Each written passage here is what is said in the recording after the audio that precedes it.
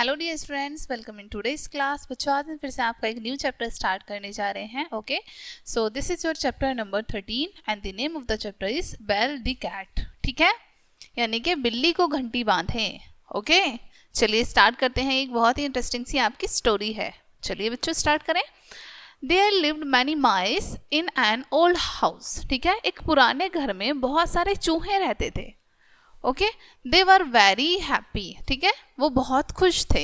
Okay, एक पुराने घर में बहुत से चूहे रहते थे और वो बहुत खुश थे। ओके, देखो यहाँ पर बहुत सारे चूहे, आप देखो है ना, बहुत सारे माइस यहाँ पर।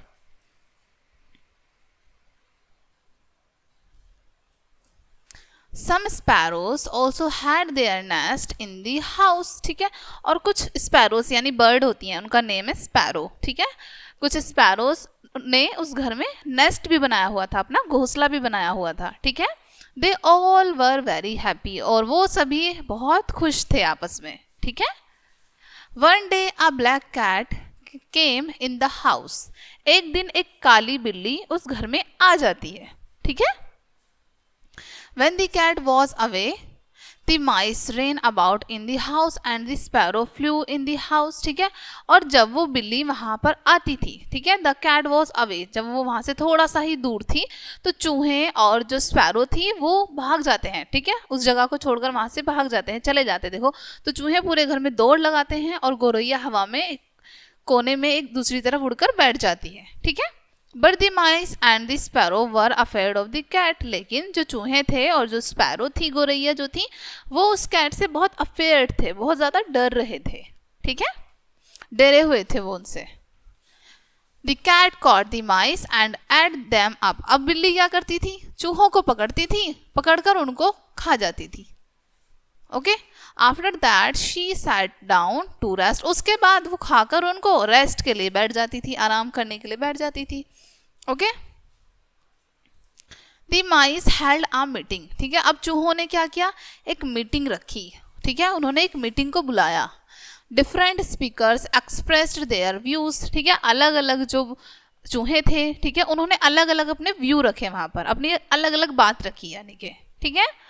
One young mouse said we must bell the cat. ठीक है, अब उनमें से जो एक यंग माउस था, ठीक है, वो कहता है कि हमें बिल्ली के गले में घंटी बांध देनी चाहिए।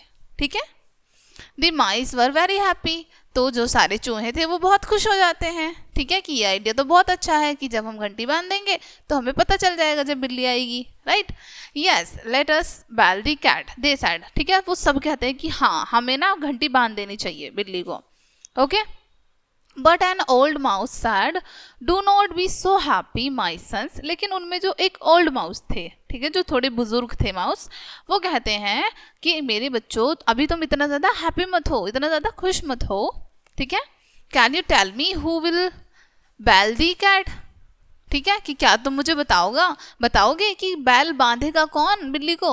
ठीक है, at this all the mice were silent. और इस समय जितने भी चूहे थे वो सभी चुप हो गए, शांत हो गए।